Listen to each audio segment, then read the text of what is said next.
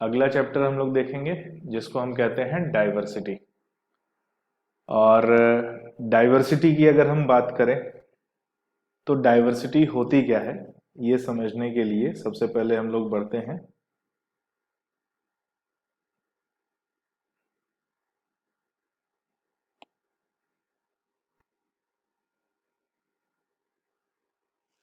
ठीक है, सबसे पहले हम लोग समझेंगे बच्चों डाइवर्सिटी क्या होती है।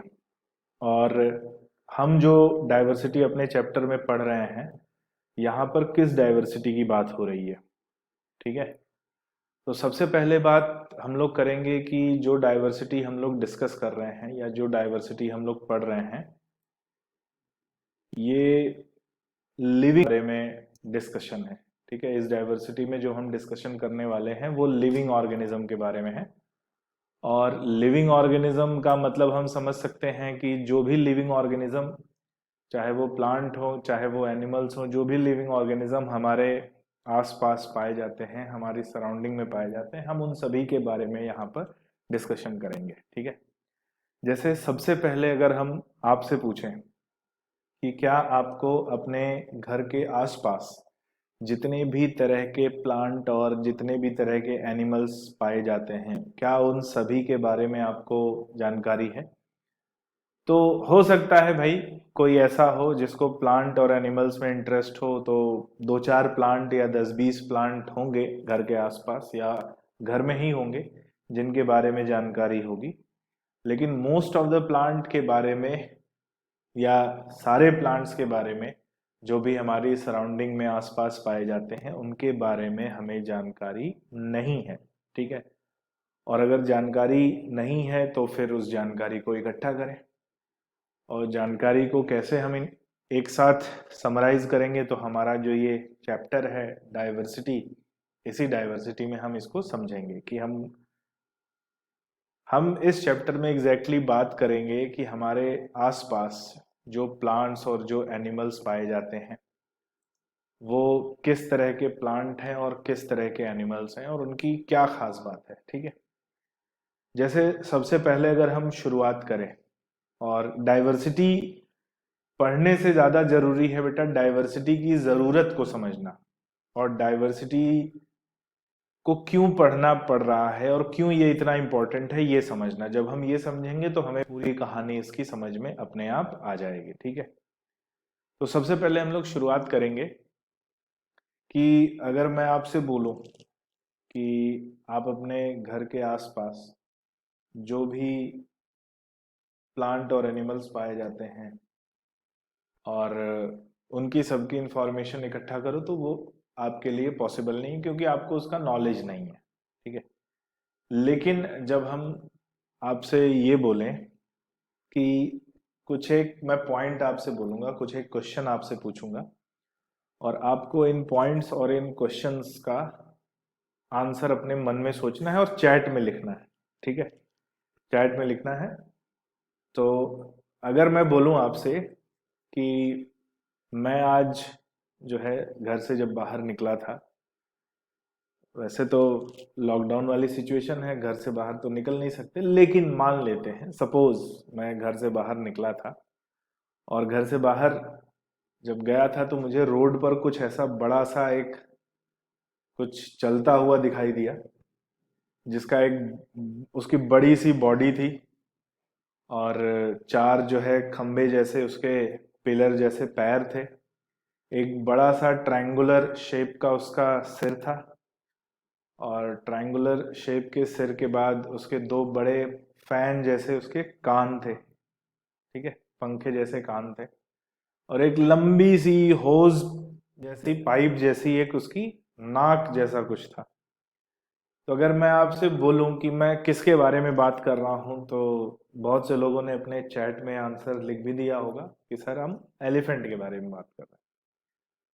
ठीक है, तो भाई बात एकदम सही है, मैंने आपसे जो बोला है वो हम एलिफेंट के बारे में बात कर रहे हैं। लेकिन जब हम बात करेंगे कि आपको कैसे पता चला कि मैं एलिफेंट के बारे में बात कर रहा हूं, तो आप बोलोगे सर हमारा जो प्रीवियस एक्सपीरियंस है, यानी हमारा जो प्रीवियस नॉलेज है, पहले के टाइम पे हमने जो एलिफेंट को देखा है, उसी हमारे प्रीवियस नॉलेज और प्रीवियस एक्सपीरियंस की वजह से हम ये पता कर पाते हैं कि आप जिसके बारे में बात कर रहे हो वो क्या है, वो एलिफेंट है। ठीक है, प्रीवियस नॉलेज बहुत इंपॉर्टेंट होता है और बहुत इंपॉर्टेंस रखता है ये प्रीवियस नॉलेज। चलो, इसी प्रीवियस नॉलेज के बेस पर अगर हम रात के अंधेरे में कुछ ऐसा पतला रस्सी जैसा कुछ देखें, तो हमारा प्रीवियस नॉलेज ये कहेगा कि रात के अंधेरे में वो रस्सी नहीं, वो सांप है, क्योंकि सांप वैसा ही पाया जाता है, स्नेक हमने जो पहले देखा हुआ है वो ऐसा ही है। ठीक है, तो ये हम भी बोलेंगे किसके बेस पर, हमारे प्रीवियस नॉलेज के बेस पर। ठीक है, हमारे प्रीवियस नॉलेज। चलो, अब मैं एक और पूछूं कि आपने जो एलिफेंट बोला, जो हाथी जिसके बारे में आपने बात करी, ये प्लांट है या एनिमल है? तो बोलोगे यार सर कैसी बातें कर रहे हो आप, एलिफेंट प्लांट थोड़ी होता है, वो तो एनिमल होता है। चलो, ये कैसे पता चला भाई कि वो प्लांट नहीं है, वो एनिमल है? तो बोलेंगे हम, दिमाग में आएगा कि सर उसके जो कैरेक्टर हैं वो एनिमल से मैच खाते हैं, प्लांट से मैच नहीं खाते। जितने भी हम कैरेक्टर्स को डिस्क्राइब करते हैं, जो भी हम कैरेक्टर्स देखते हैं एलिफेंट के, वो प्लांट से मैच खाते हैं, सॉरी प्लांट से नहीं, एनिमल से मैच खाते हैं। प्लांट निकल गया, प्लांट से मैच नहीं खाते, एनिमल से मैच खाते। क्योंकि प्लांट ग्रीन कलर के होते हैं, प्लांट में लीफ पाया जाता है, फ्लावर पाया जाता है, फ्रूट पाया जाता है, ऐसा कुछ हमें एलिफेंट में दिखाई नहीं देता। लेकिन उसके जो कैरेक्टर हैं, जो एलिफेंट में पाए जाते हैं, वो एनिमल्स के कैरेक्टर हैं। लोकोमोट करना, ठीक है, मूवमेंट पाया जाना, लोकोमोशन पाया जाना, बॉडी एक्टिविटी पाया जाना, लेग्स का पाया जाना, स्नाउट नोज का पाया जाना, हेड का पाया जाना, आईज का पाया जाना, ये सब एनिमल्स के कैरेक्टर है। चलो, बड़ी अच्छी बात। अब मैंने आपसे नाम पूछा तो आपने बोला एलिफेंट, मैं बोलूं एलिफेंट नहीं है, हाथी है, ठीक है, तो क्या गलत है? नहीं भाई, वो भी सही है, एलिफेंट बोलो या हाथी बोलो।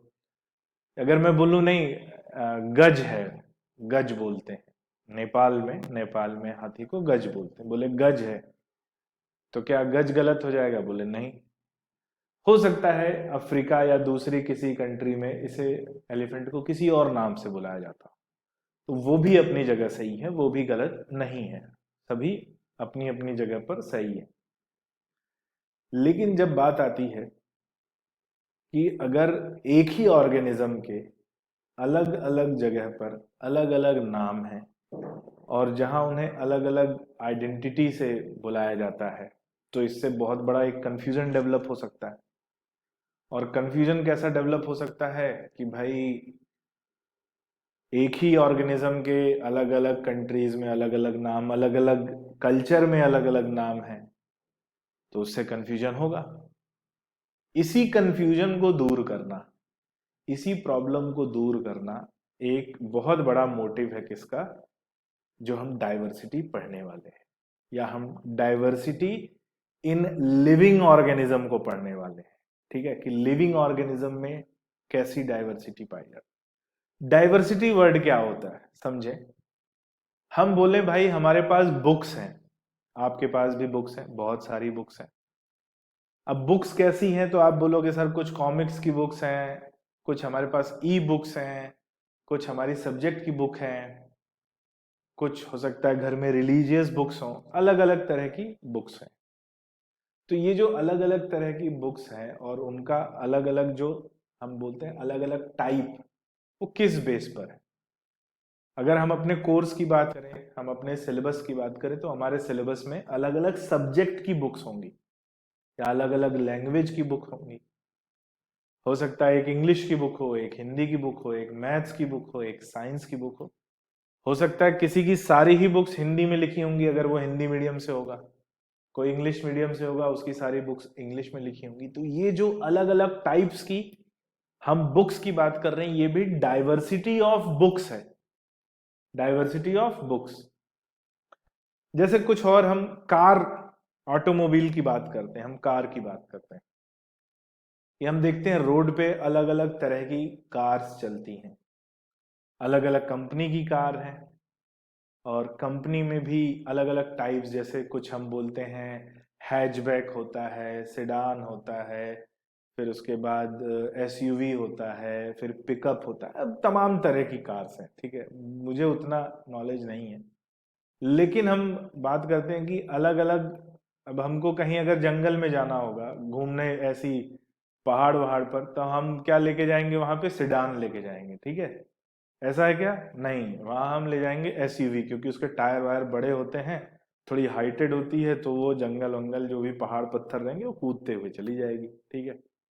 तो वहां भी डाइवर्सिटी है, diversity in cars.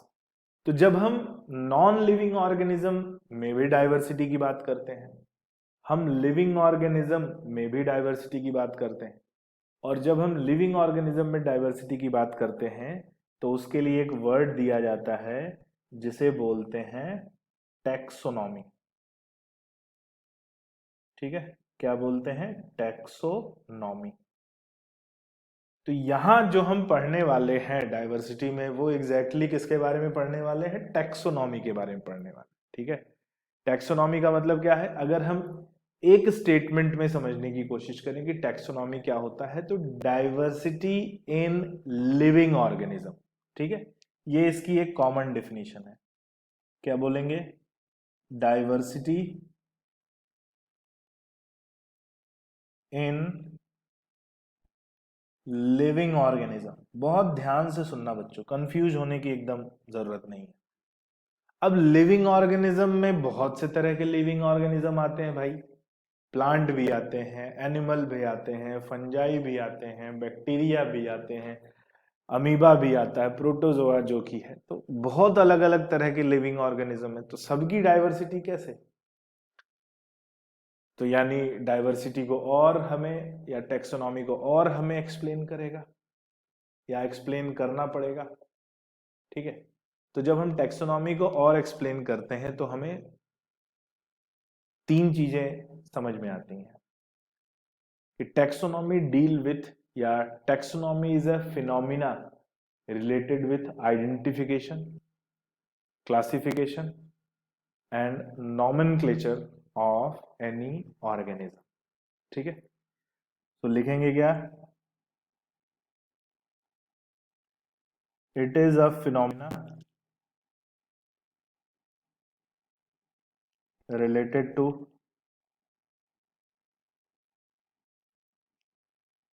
identification,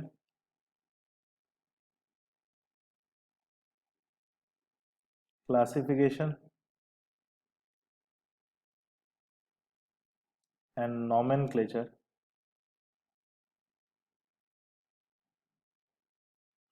of any organism, ठीक है। तो जब हम इन तीनों की बात करते हैं, तो हम किसकी बात करते हैं? टैक्सोनॉमी की बात करते हैं, ठीक है। इन तीनों को एक साथ मिलाकर कहा जाता है टैक्सोनॉमी। बड़ी सिंपल सी बात है, समझने की कोशिश करते हैं। हमने अभी आपको एक एग्जांपल दिया एलिफेंट का, ठीक है। अब मैं आपसे पूछूं कि ऐसा कौन सा एनिमल है जिसकी बॉडी पर येलो और ब्लैक स्ट्रिप्स पाई जाती, ठीक है। ऐसा कौन सा एनिमल है जिसकी बॉडी पर येलो और ब्लैक स्ट्रिप्स पाई जाती हैं? आप चैट में अपना आंसर लिख सकते हो। येलो और ब्लैक स्ट्रिप्स पाई जाती हैं, ठीक है। तो टाइगर ध्यान में आता है एकदम, ठीक है, बहुत अच्छे। तो tiger,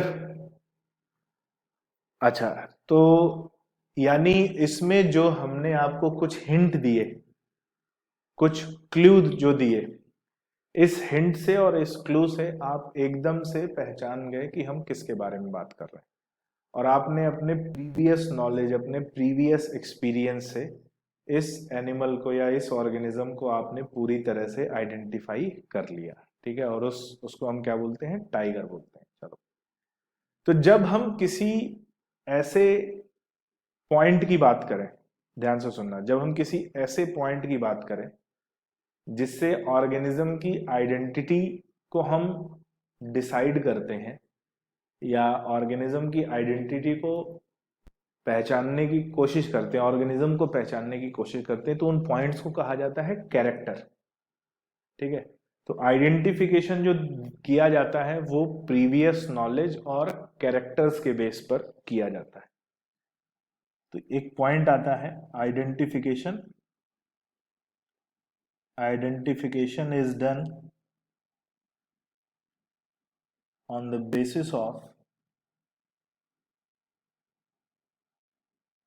basis of previous knowledge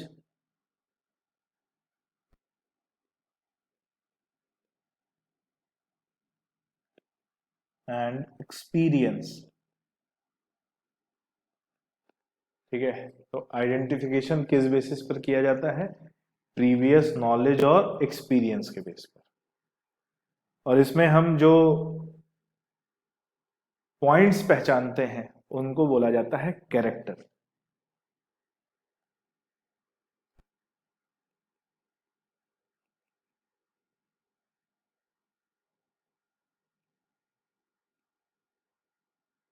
ठीक है, बेसिस ऑफ कैरेक्टर्स। तो जब हम किसी के कैरेक्टर के बारे में बताएंगे, यानी उसके पॉइंट्स के बारे में बताएंगे, तो आप उसको आइडेंटिफाई कर पाओगे। दूसरा, हमने आपको एक बताया कि ब्लैक और येलो स्ट्रिप्स पाई जाती हैं, और आपने उसकी आइडेंटिटी एकदम से कंफर्म कर ली कि नहीं सर, आप इसी के बारे में बात कर रहे हैं। तो जब कोई कैरेक्टर आइडेंटिटी को कंफर्म कर दे तो उसे कहते हैं कॉन्ट्रास्टिंग कैरेक्टर। ठीक है बच्चों, क्या बोलते हैं? कॉन्ट्रास्टिंग कैरेक्टर या डिफाइनिंग कैरेक्टर या डिफाइनिंग फीचर। तो if any character confirms identity, then it is known as, तो उसे क्या कहेंगे? Contrasting character. कॉन्ट्रास्टिंग कैरेक्टर, ये सब आप भी लिखना, या इसे डिफाइनिंग कैरेक्टर कहते हैं, डिफाइनिंग कैरेक्टर भी कहते हैं, या डिफाइनिंग फीचर भी कहते हैं। डिफाइनिंग फीचर, यहां हम बात कर रहे हैं कि वो कैरेक्टर जो उसको छोड़ के किसी और में ना मिले, उसे कहते हैं कॉन्ट्रास्टिंग कैरेक्टर। यानी जो आइडेंटिटी को एकदम कंफर्म बता दे कि भाई हम किस ऑर्गेनिज्म या प्लांट या एनिमल के बारे में बात कर रहे हैं, उसे कहेंगे कॉन्ट्रास्टिंग कैरेक्टर या डिफाइनिंग कैरेक्टर। और फिर आता है कैरेक्टर का एक और टाइप होता है, दो टाइप होते हैं, जिसमें हम एक बोलते हैं सिमिलर कैरेक्टर और एक बोलते हैं dissimilar character. So characters are of two type। कौन कौन से? एक सिमिलर कैरेक्टर और एक डिसिमिलर कैरेक्टर। सिमिलर कैरेक्टर जो होते हैं, दो ऑर्गेनिज्म के बीच में क्या चीज कॉमन है, कौन से ऐसे कॉमन फैक्टर हैं, उनको डिफाइन करते हैं। तो similar character define common factor.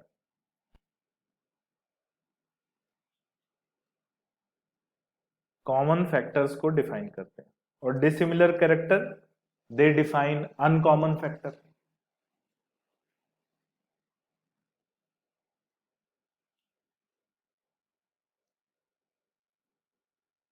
ये अनकॉमन फैक्टर को डिफाइन करते हैं।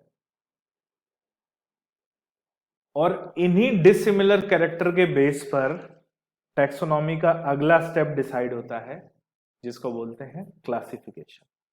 ठीक है, क्लासिफिकेशन समझते हैं कि क्लासिफिकेशन क्या होता है। उससे पहले आप ये नोट कर डालिए कि आइडेंटिफिकेशन जो कि प्रीवियस नॉलेज और प्रीवियस एक्सपीरियंस के बेस पर होता है, और इसी में बात आती है कैरेक्टर्स की, इसी में बात आती है कॉमन कैरेक्टर्स की, इसी में बात आती है अनकॉमन कैरेक्टर्स की या डिसिमिलर कैरेक्टर्स की। और इसके बेस पर जो सेकंड स्टेप है टैक्सोनॉमी का वो डिसाइड होता है, जिसे हम बोलते हैं, क्या बोलते हैं भाई, जिसे हम कहते हैं क्लासिफिकेशन। ठीक है, नोट कर लीजिए इसको।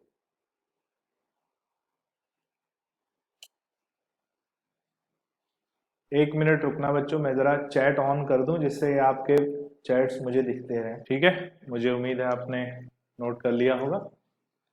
आगे बढ़ते हैं, हम बात कर रहे हैं अगले स्टेप की, जिसको हम कहते हैं क्लासिफिकेशन।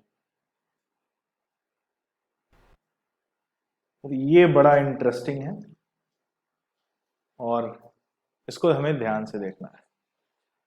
क्लासिफिकेशन क्या होता है भाई? डिसिमिलर कैरेक्टर्स के बेस पर ऑर्गेनिज्म या ऑब्जेक्ट्स को अलग अलग ग्रुप में डिवाइड करना is known as classification.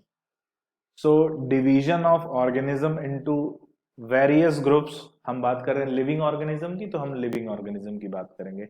So division of organism into various groups on the basis of their dissimilar characters is known as classification.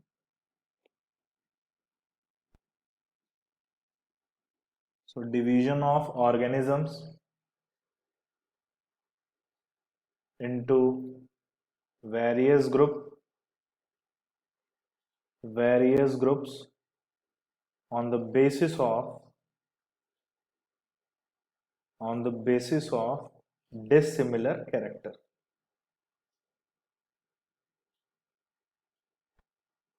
किसके बेस पर हम करते हैं? Dissimilar character. याद रखना यहां पर जो इंपॉर्टेंट पॉइंट आता है वो क्या है भाई?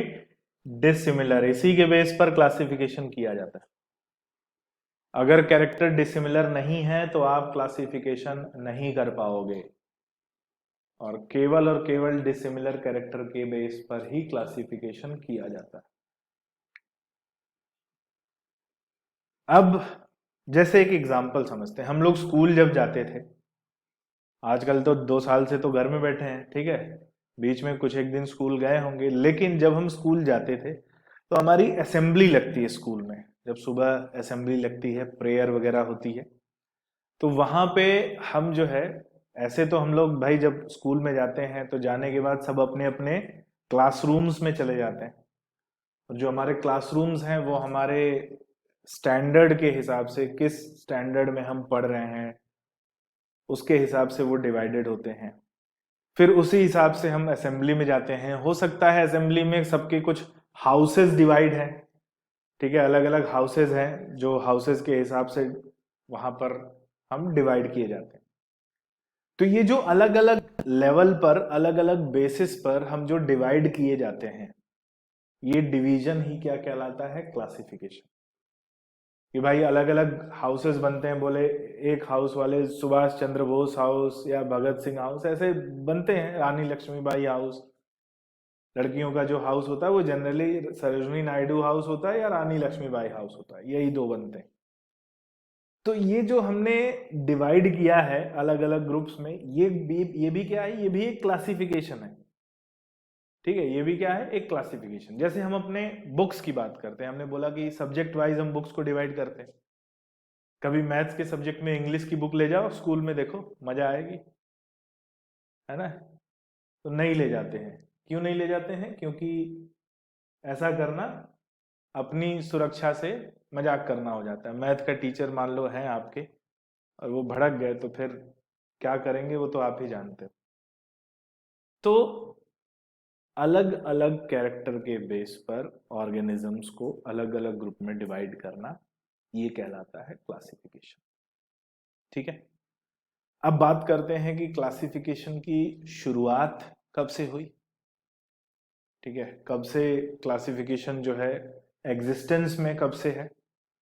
तो जब हम एग्जिस्टेंस की बात करेंगे, जब हम शुरुआत की बात करेंगे, तो दो बातें ध्यान में आनी चाहिए कि सबसे पुराना क्लासिफिकेशन जो है वो कब से चला आ रहा है वो हमें नहीं मालूम, लेकिन वो क्लासिफिकेशन क्या है ये जरूर जानेंगे कि ओल्डेस्ट क्लासिफिकेशन या oldest known classification oldest known classification.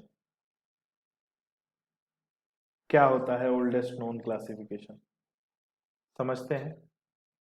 भाई दुनिया में जो सबसे पुराना क्लासिफिकेशन चला आ रहा है वो क्लासिफिकेशन क्या है कि जितने भी ऑर्गेनिज्म हैं उनको 3 ग्रुप्स में डिवाइड किया गया है, फूड, क्लोथ और शेल्टर। ये सबसे पुराना है। Oldest known classification consist of 3 groups. 3 groups कौन कौन सा? फूड, क्लोथ और शेल्टर। अब इसको समझना, ये कब से चला आ रहा है नहीं मालूम, बहुत हजारों साल, एंशियंट ह्यूमन बोला जाए, एंशियंट ह्यूमंस के टाइम से चला आ रहा है ये जो 3 किंगडम का क्लासिफिकेशन। ये 3 किंगडम नहीं, ये 3 ग्रुप का क्लासिफिकेशन है। भाई आदि मानव जब, ठीक है, प्री हिस्टोरिक, जब हम ह्यूमन की बात कर रहे हैं, एंशियंट एंसेस्टर्स की बात कर रहे हैं, तो आज से मान लो 20-50 हजार साल पहले हमारे जो एंसेस्टर्स थे, वो एंसेस्टर कहीं रास्ते में जा रहे हैं, और रास्ते में जा रहे हैं तो उन्हें जो है एक हिरन जो है, हिरन यानी डियर, वो रास्ते से दौड़ता हुआ दिखा, या हो सकता है कोई दूसरा एनिमल देखा। तो अब वो क्या सोचेंगे, भाई ये मेरी कितनी रिक्वायरमेंट फुलफिल कर सकता है? हमारी 3 रिक्वायरमेंट है, फूड, क्लोथ एंड शेल्टर। इसमें से कितनी रिक्वायरमेंट ये फुलफिल कर सकता है? तो भाई हिरन को हम मार के खा सकते हैं, तो पहली रिक्वायरमेंट हो गई। दूसरी रिक्वायरमेंट है कि उसका जो छाल है, उसकी जो स्किन है, उसको हम पहन सकते हैं, तो वो क्लोथ हो गया। यानी हिरन हमारी जो है 2 रिक्वायरमेंट फुलफिल करेगा। एक काम करो, मार डालो, ठीक है, उसको मार के खा गए, और उसकी जो छाल है, जो उसकी स्किन है, उसको क्लोथ बना के पहन लिया। ये एक बेसिस। दूसरा, थोड़ा और आगे गए, ठीक है, आगे गए तो उन्हें एक केव दिखी, केव यानी गुफा। तो जब केव दिखी, जब गुफा दिखी, तो उनने क्या सोचा, क्या गुफा को खाया जा सकता है? पॉसिबल नहीं है। क्या गुफा को पहना जा सकता है? पॉसिबल नहीं है। क्या गुफा में रहा जा सकता है, यानी उसको एज ए शेल्टर यूज कर सकते हैं? पॉसिबल है, रहने लगे। इन 3 कैटेगरी के अलावा अगर कोई और ऑब्जेक्ट या कोई और ऐसा ऑर्गेनिज्म उनके सामने है जो इन 3 रिक्वायरमेंट को फुलफिल नहीं कर रहा है, उनका कोई इंटरेस्ट नहीं, उनके सामने हीरा रख दो, सोना रख दो, जवाहरात रख दो, नहीं, ना वो फूड में आएगा, ना क्लोथ में आएगा, ना शेल्टर में आएगा, भाड़ में जाए। ठीक है, ये सबसे पुराना ओल्डेस्ट नोन क्लासिफिकेशन। जब हम बात करते हैं, किसकी बात करते हैं? एनिमल्स की बात करते हैं या ऑर्गेनिजम्स की बात करते हैं, तो ओल्डेस्ट नोन क्लासिफिकेशन पे आते हैं। और ओल्डेस्ट नोन क्लासिफिकेशन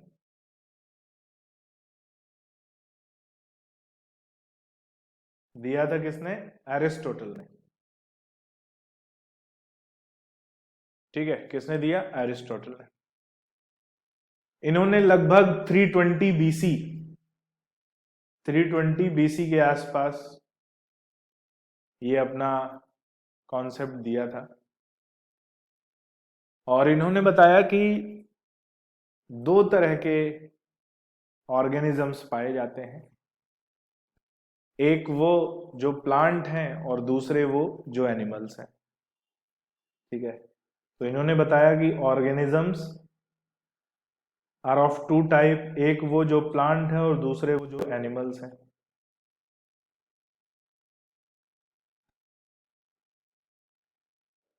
एक ग्रुप बोला, एक ग्रुप है जिसको बोलते हैं प्लांटे और दूसरा ग्रुप है जिसको बोलते हैं एनिमेलिया।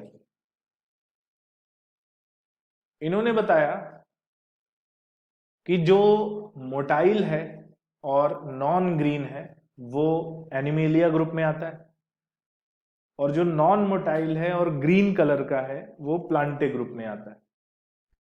यहां पे ये ग्रुप की बात हो रही है, याद रखना, ये ग्रुप मैं बोल रहा हूं। प्लांटे कैसे होने चाहिए भाई? ग्रीन होने चाहिए और नॉन मोटाइल होने चाहिए। एनिमेलिया कैसा होना चाहिए? नॉन ग्रीन होना चाहिए, नॉन ग्रीन होना चाहिए और मोटाइल होना चाहिए। ये किसने दिया था? एरिस्टोटल ने, आज से लगभग 2340 ईयर्स पहले। आज अगर 2021 से कंपेयर करें तो 2340 साल पहले उन्होंने अपना ये कॉन्सेप्ट दिया था। फिर उन्होंने बताया कि जो एनिमेलिया है ये दो तरह के होते हैं, यानी एनिमल्स दो तरह के होते हैं। ठीक है, कौन कौन से होते हैं? एक होते हैं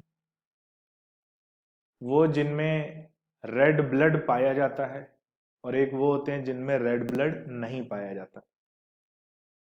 तो जिनमें रेड ब्लड पाया जाता है उसको नाम दिया इनैमा, और जिनमें रेड ब्लड नहीं पाया जाता उसको नाम दिया एनैमा। इनैमा हो गए कंटेन रेड ब्लड। यहां पर रेड ब्लड सेल की बात नहीं हो रही, यहां पर रेड ब्लड की बात हो रही। Contain red blood. और एनैमा do not contain red blood. ठीक है, फिर एरिस्टोटल ने ही एक और क्लासिफिकेशन दिया था कि जो एनिमल्स हैं, यानी जो बात कर रहे हैं इनैमा की, इनैमा आर ऑफ टू टाइप। एक हो गए ओवीपैरस और दूसरे हो गए वीवीपैरस। तो इन्होंने नाम दिया, एक को ओवीपैरा और एक को नाम दिया वीवीपैरा। ओवीपैरा और वीवीपैरा, ये बोला किसने? एरिस्टोटल ने। किसके बारे में? इनैमा, यानी उन एनिमल्स के बारे में जिनमें रेड ब्लड पाया जाता है। और ये एक बड़ा ही प्रिमिटिव और बड़ा ही बेसिक क्लासिफिकेशन था जो एरिस्टोटल ने दिया था। और एरिस्टोटल अपने समय के दुनिया के महानतम साइंटिस्ट थे। ठीक है, उस समय इनसे महान या इनकी श्रेणी में आने वाले कुछ एक ही साइंटिस्ट थे। तो जैसे आज के समय के हम साइंटिस्ट की बात करते थे, जैसे स्टीफन हॉकिंस थे, या हम कुछ 100 साल पहले की बात करें तो हम आइंस्टाइन और थॉमस एडिसन, हाइजनबर्ग, और उससे पहले जो है न्यूटन या गैलीलियो की बात कर रहे थे, तो वैसे ही वो अपने टाइम के सबसे महान साइंटिस्ट थे। और इन्होंने केवल ऐसा नहीं कि बायो के बारे में ही बताया, ये इन्होंने साइंस की अलग अलग ब्रांचेस के बारे में बताया। And that is why Aristotle is known as father of science, is known as father of biology, father of zoology and father of physics. ठीक है, अकेले father of science, father of biology, father of zoology and father of physics कहा जाता है किसको? Aristotle को। Note कर लो इसको।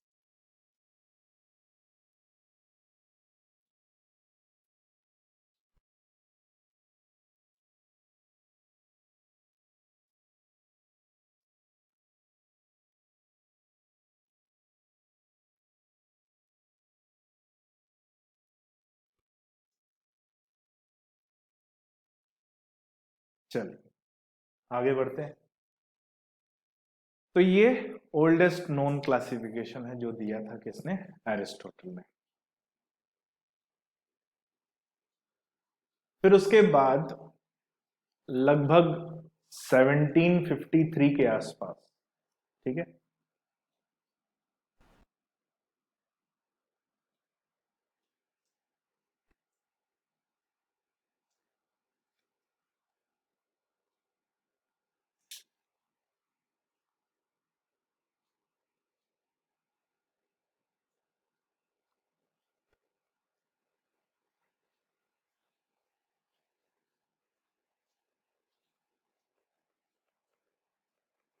जस्ट अ सेकंड बच्चों।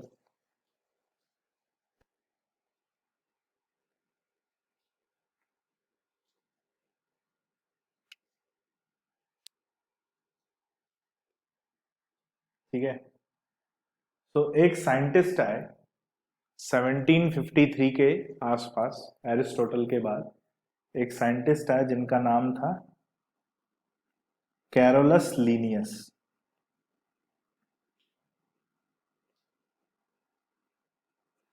ठीक है, कैरोलस लीनियस 1753। और इन्होंने बताया कि जितने भी ऑर्गेनिजम्स पाए जाते हैं ये ऑर्गेनिजम्स दो बड़े ग्रुप में हैं और इन ग्रुप्स को हम किंगडम कहते हैं। और वो दो बड़े ग्रुप्स कौन कौन से हैं, या दो बड़े किंगडम कौन कौन से हैं? प्लांटे और एनिमेलिया। यानी एरिस्टोटल ने जिन ग्रुप्स को ग्रुप्स कहा था उन्होंने उस ग्रुप्स को किंगडम नाम दिया और दिया गया टू किंगडम क्लासिफिकेशन। तो Carolus Linnaeus has given two kingdom classification.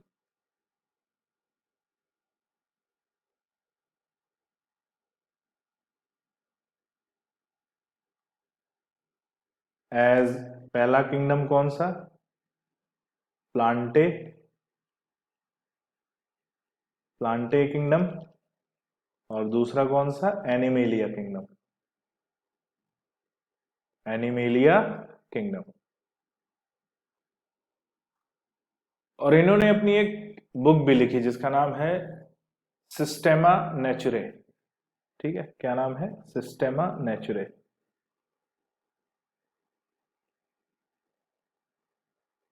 ये एक बुक थी जो इन्होंने लिखी थी,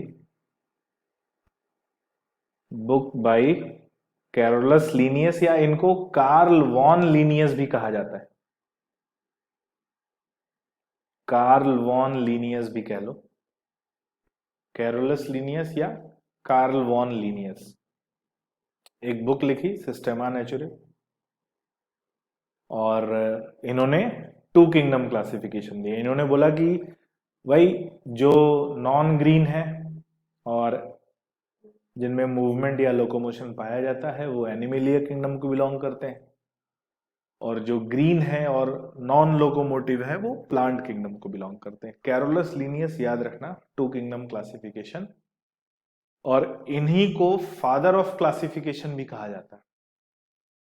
ठीक है, या हम इन्हें फादर ऑफ टेक्सोनॉमी कहते हैं। तो Carolus Linnaeus is known as father of taxonomy.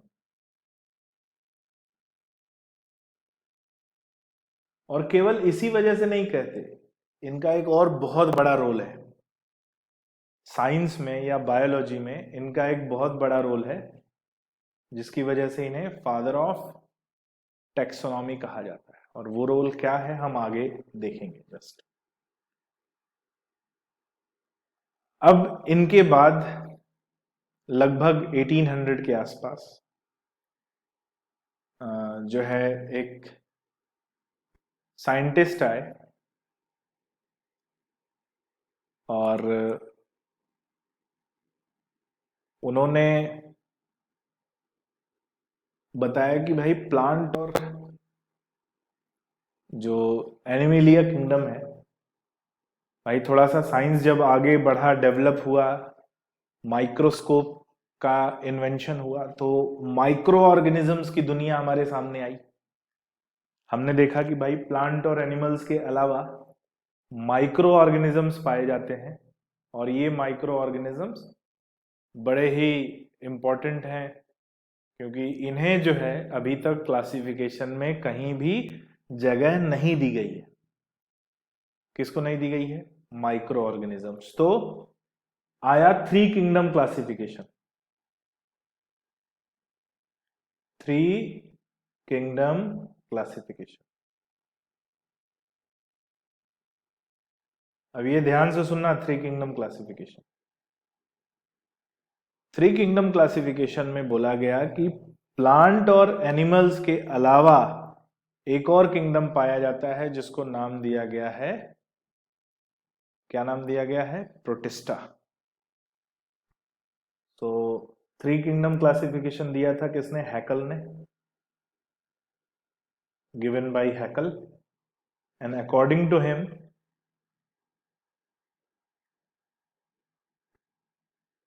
a third kingdom is present containing microorganisms in it and termed as protista. क्या नाम दिया गया? प्रोटिस्टा। प्रोटिस्टा वो थर्ड किंगडम बना। सो पहला प्लांटे, दूसरा एनिमेलिया और तीसरा प्रोटिस्टा। कि भाई माइक्रो ऑर्गेनिज्म तो अभी तक जगह ही नहीं दी गई है, ना प्लांट में ना एनिमल में। उनका कैरेक्टर भाई वो यूनिसेलुलर है, और प्लांट और एनिमल्स जो है मल्टी सेलुलर है। उनके माइक्रो ऑर्गेनिज्म की पूरी दुनिया अलग है, उनको अलग किंगडम बनाओ, और इसलिए अलग किंगडम बना कौन सा? प्रोटिस्टा। लेकिन जब थोड़ा सा डिटेल और आगे बढ़ा, तो थोड़ी सी स्टडी साइंस की और आगे बढ़ी, हमें माइक्रो ऑर्गेनिजम्स के बारे में और पता चला। तो पता चला कि ये दो तरह के पाए जाते हैं, एक प्रोकैरियोट और एक यूकैरियोट। अभी हमने सेल में पढ़ा है कि अभी जो प्रोटिस्टा में थे, तो यहां पे प्रोकैरियोट्स भी हैं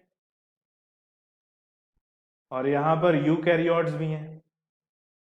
और इन दोनों के कैरेक्टर जब एक दूसरे से अलग हैं, इन दोनों के स्ट्रक्चर एक दूसरे से अलग हैं, तो इनको एक ग्रुप में रखना सही क्लासिफिकेशन नहीं है। तो जाहिर सी बात है किसी एक को अलग करना पड़ेगा दूसरे से।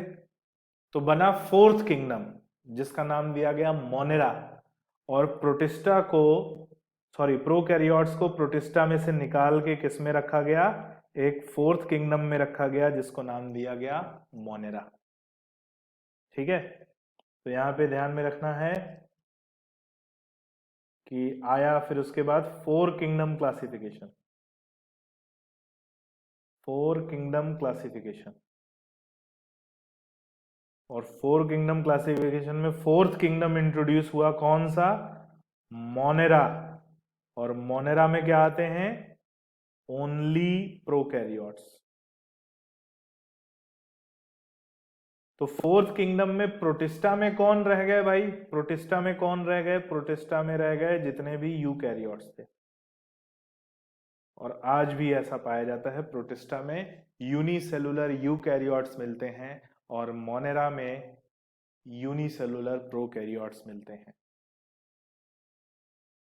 ये फोर किंगडम क्लासिफिकेशन जिसे दिया था किसने? कोपलैंड ने, गिवन बाय कोपलैंड। साइंटिस्ट थे कोपलैंड, उन्होंने दिया फोर किंगडम क्लासिफिकेशन। ठीक है, नोट कर डालिए।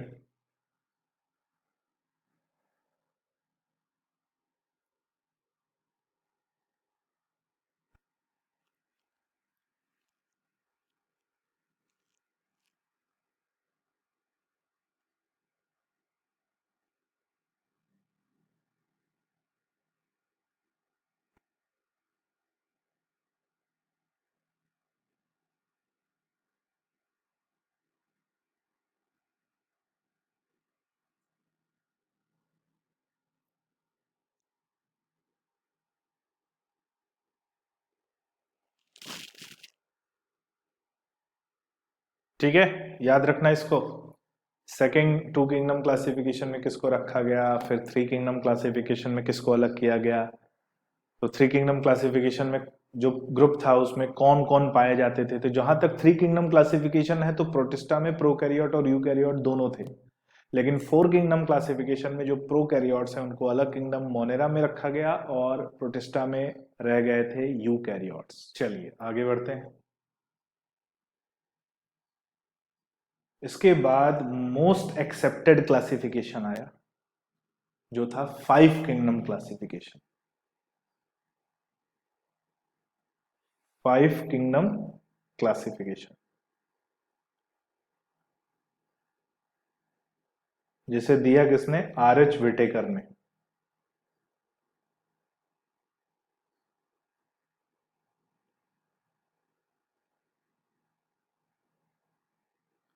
Five kingdom classification given by R H. Whittaker. इन्होंने बताया, आर.एच. विटेकर ने बताया कि भाई हमने प्रोकैरियोट को अलग कर लिया, हमने यूकैरियोट्स को अलग कर लिया, हमने प्लांटे को अलग कर लिया, एनिमेलिया को अलग कर लिया, लेकिन अभी भी प्लांट्स के अंदर एक ऐसा ग्रुप पाया जाता है, ठीक है, अभी भी प्लांट्स के अंदर एक ऐसा ग्रुप पाया जाता है जिसका कैरेक्टर न पूरी तरह से प्लांट से मैच करता है न पूरी तरह से एनिमल से मैच करता है, और फिर भी उसे प्लांट्स में रखा गया है, और उस ग्रुप को बोलते हैं फंजाई। ठीक है, क्या बोलते हैं? फंजाई। तो ये वो फिफ्थ किंगडम बना जिसको अलग से क्लासिफाई किया गया एज अ किंगडम फंजाई। तो इन्होंने बताया कि भाई फंजाई जो है ये इंपॉर्टेंट है क्योंकि इसके कुछ कैरेक्टर प्लांट से मैच करते हैं और कुछ कैरेक्टर एनिमल से मैच करते हैं। जैसे प्लांट से कौन सा कैरेक्टर मैच करता है, इंपॉर्टेंट है, नोट कर लेना इसको, कि भाई इसमें सेल वॉल पाई जाती है, और सेल वॉल का पाया जाना प्लांट्स के सिमिलर है। लेकिन इसमें सेल वॉल प्लांट्स के जैसी नहीं होती, इनकी सेल वॉल होती है किसकी? काइटिन की सेल वॉल होती है। Fungal cell wall is of chitin और प्लांट्स की सेलुलोज की होती है।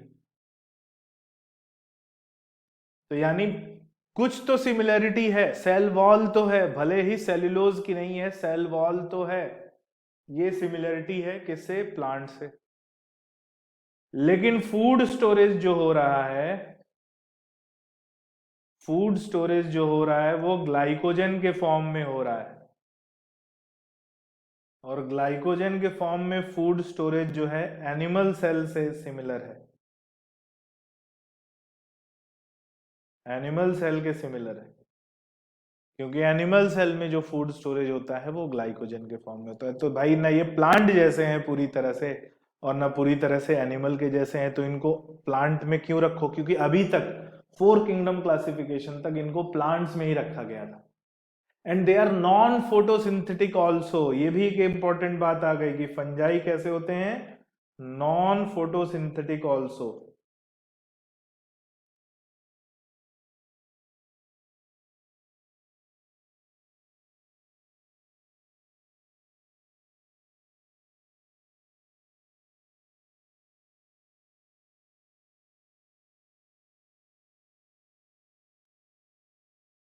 इनमें फोटोसिंथेसिस नहीं पाया जाता। तो जो फाइव किंगडम क्लासिफिकेशन किया गया, इस फाइव किंगडम क्लासिफिकेशन के कुछ बेस थे, कुछ बेसिस थे, ठीक है।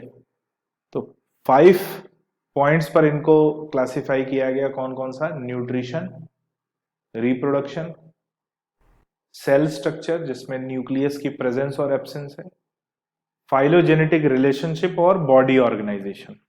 ठीक है, ये पांच पॉइंट्स पर इनको क्लासिफाई किया गया था। अब इसमें जो एक पॉइंट आता है, वैसे तो हमें न्यूट्रिशन तो मालूम है, कौन फोटोसिंथेटिक, कौन नॉन फोटोसिंथेटिक, कौन सेप्रोफिटिक, उसके बारे में हम आगे डिस्कशन करेंगे। फाइलोजेनेटिक रिलेशनशिप क्या होता है? फाइलोजेनेटिक रिलेशनशिप का मतलब है कि जब भी ऑर्गेनिजम्स बने थे अर्थ पे, तो सबसे पहले कौन से ऑर्गेनिज्म बने, उनसे कौन से ऑर्गेनिज्म बने, और उनसे कौन से ऑर्गेनिज्म बने, और ये ऑर्गेनिजम्स का जो एक से दूसरे ऑर्गेनिज्म की जो ओरिजिन है, इसी को बोला जाता है फाइलोजेनेटिक रिलेशनशिप। माने एंसेस्टर्स से वो कैसे रिलेटेड है। जैसे हम सुनते हैं कि फिशेस से एम्फीबिया बने, एम्फीबिया से रेप्टाइल्स बने, रेप्टाइल से दो ब्रांच निकली, एक ब्रांच बर्ड्स बनी और एक ब्रांच एनिमल्स बनी, यानी मैमल्स बनी। तो ऐसे करके ये जो रिलेशन देखने को मिलता है, इसी को बोलते हैं फाइलोजेनेटिक रिलेशनशिप। ठीक है, नोट कर डालो इसको। और फाइव किंगडम कौन कौन से हमें फाइनली मिलते हैं? पहला मिलता है प्लांटे, दूसरा मिलता है एनिमेलिया, तीसरा मिलता है प्रोटिस्टा, चौथा मिलता है मोनेरा, और पांचवा मिलता है फंजाई। आज यही पांच मोस्ट एक्सेप्टेड किंगडम है जो पाए जाते हैं, और ये प्रपोज किया था किसने? R.H. विटेकर ने। नोट कर लीजिए। चलिए आगे बढ़ते हैं। अब ये तो हो गया भाई फाइव किंगडम क्लासिफिकेशन जो हमारे सामने प्रपोज किया गया और सामने रखा गया, R.H. विटेकर ने किया। अब किंगडम जो है ये अपने आप में एक बहुत बड़ा ग्रुप है, और एक किंगडम की ही बात करें तो एक किंगडम में ही बहुत से अलग अलग टाइप्स के ऑर्गेनिज्म पाए जाते हैं, बहुत अलग अलग टाइप्स के ऑर्गेनिज्म पाए जाते हैं। तो फिर बात आएगी भाई किंगडम को भी तो डिवाइड करो, एक बहुत बड़ा ग्रुप है तो उसके भी छोटे ग्रुप्स की जरूरत है। तो वो डिवीजन किस लेवल पर होता है और उस डिवीजन को हम क्या बोलते हैं यहां पर हम देखेंगे। तो हमने देखा कि भाई जो किंगडम है ये एक बहुत बड़ा ग्रुप है और इसको डिवाइड किया जाना बहुत जरूरी है, तो इसे डिवाइड किया गया और नाम दिया गया फाइलम। ठीक है, क्या नाम दिया गया? फाइलम। किंगडम को डिवाइड किया और नाम दिया क्या? फाइलम। अब फाइलम को डिवीजन भी कहा जाता है। अगर हम एनिमल का नाम लेंगे, एनिमल के क्लासिफिकेशन की बात करेंगे तो हम वर्ड यूज करेंगे फाइलम, और अगर हम प्लांट के क्लासिफिकेशन की बात करेंगे तो हम यूज करेंगे डिवीजन।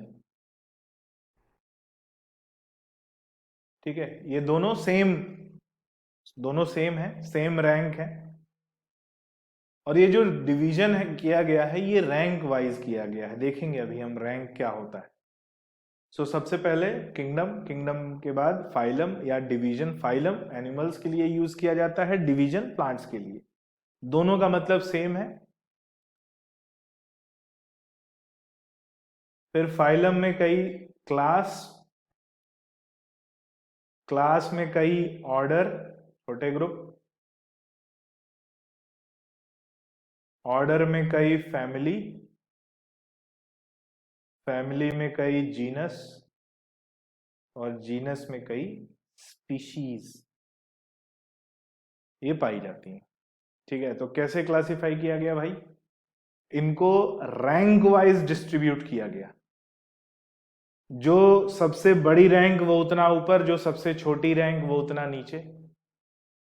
और रैंक वाइज जो ये डिस्ट्रीब्यूशन किया गया, एक किंगडम में बहुत सारे फाइलम, एक फाइलम में कई क्लास, एक क्लास में कई ऑर्डर, एक ऑर्डर में कई फैमिली, एक फैमिली में कई जीनस, और एक जीनस में कई स्पीशीज।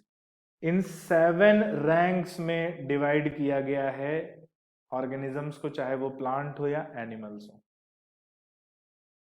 और इन 7 रैंक्स की जो ये जो सेटअप है, ये जो चार्ट है, इसको बोलते हैं टैक्सोनॉमिकल हेरारकी।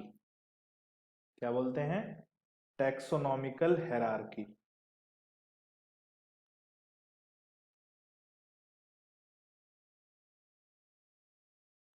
टैक्सोनॉमिकल हेरारकी यानी टैक्सोनॉमी को समझाने के लिए जो रैंक वाइज डिस्ट्रीब्यूशन किया गया है उसे बोलते हैं हेरारकी। और इनकी जो ये रैंक है, ये जो यूनिट्स हैं, इन यूनिट्स को कहा जाता है टैक्सॉन। ठीक है, these units are known as taxon.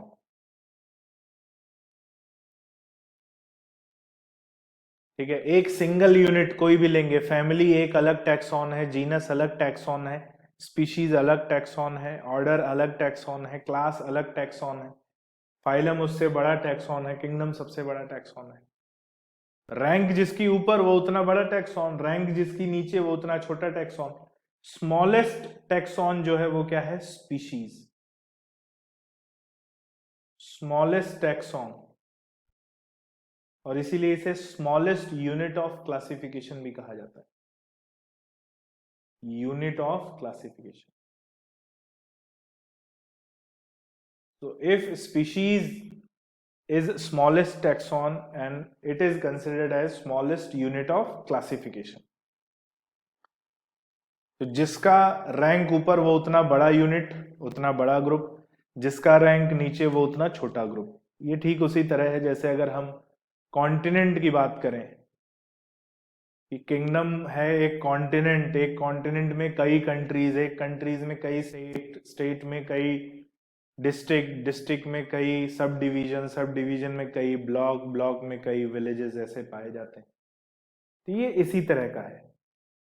तो जब हम किसी टैक्सॉन को स्टडी करेंगे और किंगडम से स्पीशीज की तरफ हम बढ़ते जाएंगे, यानी हमारी टेक्सोनॉमिकल स्टडी, हमारी टेक्सोनॉमिकल जो रिकॉग्निशन है वो किंगडम से स्पीशीज की तरफ बढ़ता जाएगा, तो हमें ऑर्गेनिजम्स में सिमिलरिटी मिलती जाएगी। तो अगर हम किंगडम से स्पीशीज की तरफ बढ़ेंगे तो हमें ऑर्गेनिजम्स के बीच में सिमिलरिटी मिलती जाएगी, और इस एरो को कहा जाता है increase of similarity. Increase of similarity. और जब नीचे से ऊपर की तरफ जाएंगे तो हम बोलेंगे इंक्रीज ऑफ डिफरेंस।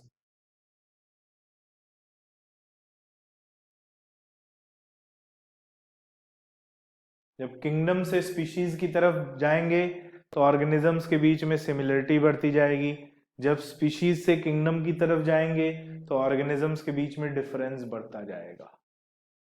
ये सभी अलग अलग टैक्सॉन हैं, इनका रैंक वाइज जो डिस्ट्रीब्यूशन है इसे टैक्सोनॉमिकल हायरार्की कहते हैं। हायरार्की का मतलब होता है जो बड़ा वो ऊपर, जो छोटा वो नीचे। ठीक है।